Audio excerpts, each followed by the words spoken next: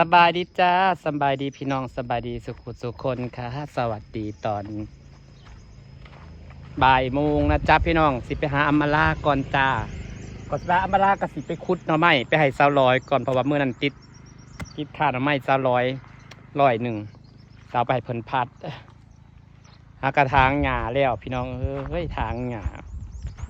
ทางให้มันแปลนแล้วจะเอาหญ้ามาปลูกมาเบิ่งน้ำมันแบบว่ามันอยู่โดนมากระใสเด้น้องพี่น้องเพราะมันอะไรขี้ดินมันนอน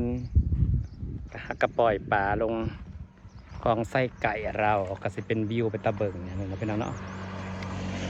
ปลาเบิงบัดปลูกหญ้าไปแหละนี่คลองไส้ไก่สวยๆจ้า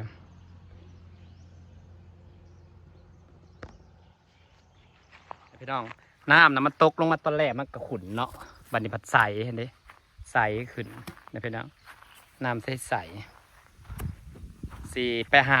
อัมมาลาไปหาสลอยเลยเพราะว่าสิไปถ่าหลัดเอาหญ้ามันหญ้าเพิ่นสีส่งมาทางรถเมล์ดอกทางรถทัวร์ดอกเขาไปหลัดเอาอยู่ปากซองไปหลัดเอาอยู่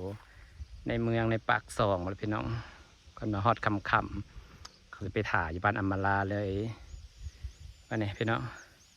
คลองไส้ไก่น้ำกำลังใส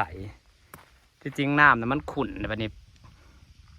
ก็จะเป็นขี้ดินขี้ตมมันนอนแล้วมันก็เริ่มใสเนาะตะวันถาเบิ่งบัดเฮาถ่ายน้ำพอแล้วพี่น้องปลูกต้นหมอกต้นไม้เอาผักตบมาใส่บัดเฮาถ่ายน้ำพอแล้วมันก็สิกลายเป็นคลองน้ำใสๆเนี่ยเห็นตกป่า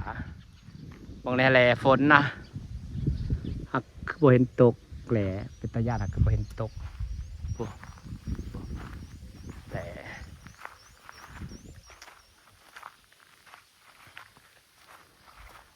งามกำลังงามหน่อไม้เนี่ยออกหลายคักพี่น้องเอ้ยขนาดฝนฮักกระตกปกกีดีดิพวกกอมันใหญ่เดี๋ยวกอมันเริ่มใหญ่แล้วจะได้ตัดออกแค่นี้เพราะเวลาลมมามันสีนี่หน่อไม้นี่เป็นหน่อไม้ใบหนาเนาะเอาก็ต้องตัดออกนำเบิ่งหน่อไม้ป้อเจ้าเบิ่งนะพี่น้อง3หน่อเป็นกีมกันออกอันนี้ก็หน่อไม้เดี๋ยวนี้นะกีมกันออกความสุ่มมันถึงอันนี้ก็หน่อไม้เนี่ยโอ้โหเนี่ยโพดใส่เบิ่งความหนาของมันความหลายของมันโอ้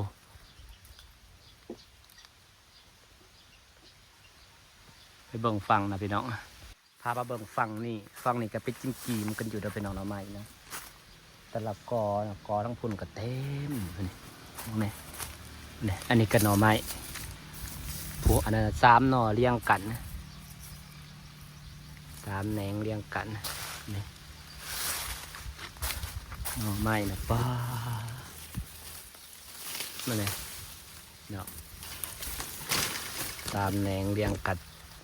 ซ่อนกันอยู่พอเราออกขักออกนี่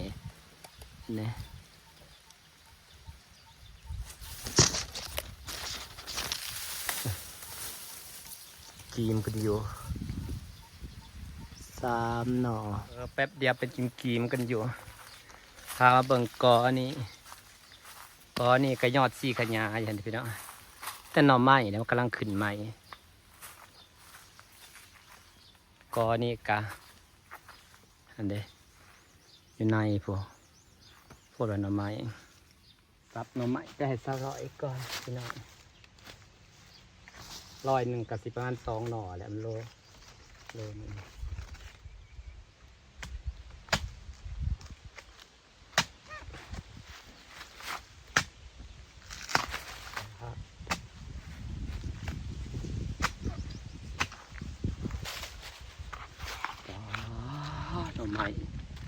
หน่อไม้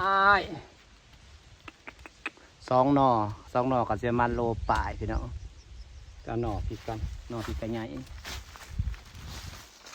หน่อนี้มันเอานอนมันติดกัน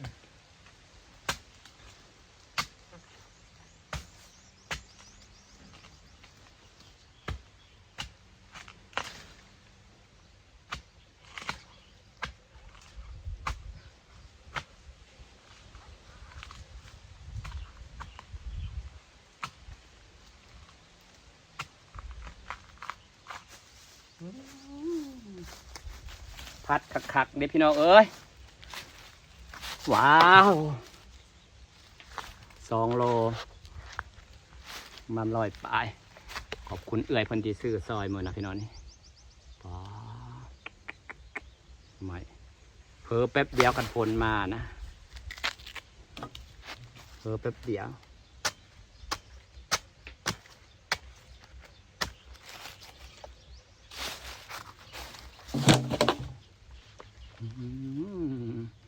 ความงาม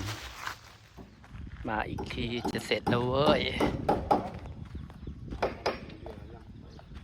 มาอีกทีจะเสร็จแล้ว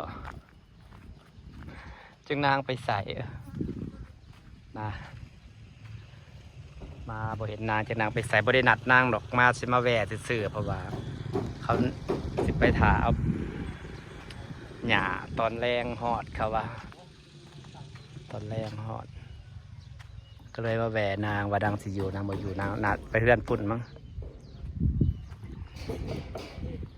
นางปลูกละจ้าต้นสน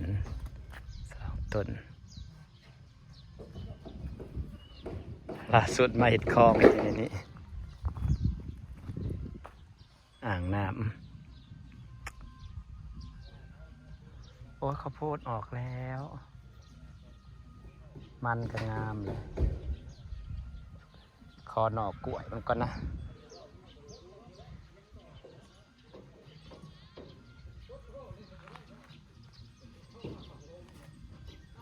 ไปหาสลอยก็เอาบลาวอยู่อันไม้ไปสลอยกัน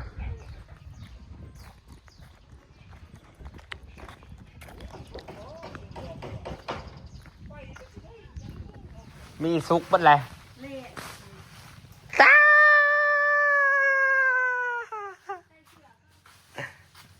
ใส่ก็เลยสุดงามแท้ส่งเสือลายงามแท้เหรอบ่เสือลายงามแท้ฮะอะไรฮักกระตื่นบ่อะไรเด็ดเฮ็ดยังเด็ดดีนะเก่ากับยังน้ำไม้ไม้สลอเนาะยังนี่เก่าก็ยังคือยังคือยังเดี๋ยวเปิงเลยจ้ากินข้าวกับยังบ่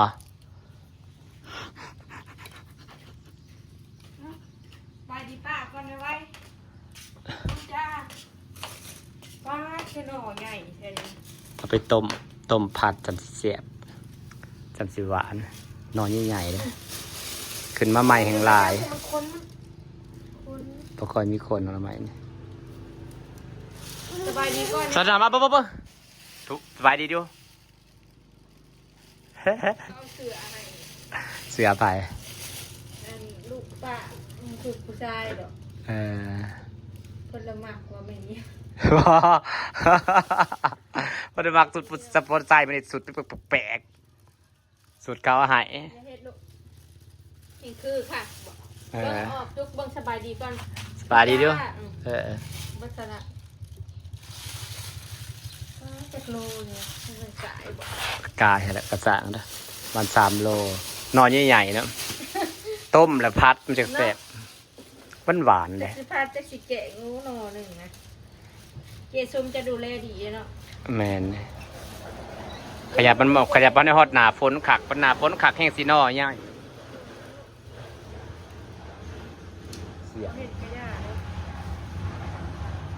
เสียงรถเป็นตะยานเนาะเพิ่มตุ่มอ้าวเด็ดสุดงามถอดเลยตีกับเป็นตะแพงอีกแบบหนึ่งแล้วใส่สุดแบบนี้นะวะ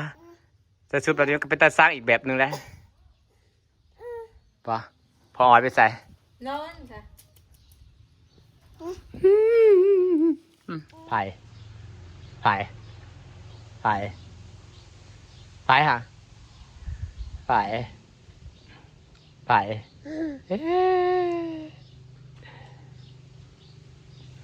เกินกล่องไปดิปลาลูกดูบ่มันอยู่กินยังแก้ว มาถึงบัตรอลิสแล้วจ้าอลิสหน่อยนี่จ้าสนั่งเล่นก่อนพี่น้องจาก3 โมงจะสิออกไป3-4 โมงจะไปตักขายันเขาหอดไวยังเขาได้ถาปะก็เอาลงแต่รถเนาะผมหมักให้หมูถาบายเด้อบายนี่บายกล้องหน่อยบายบ๊ายบายบ๊ายบาย มันเกิน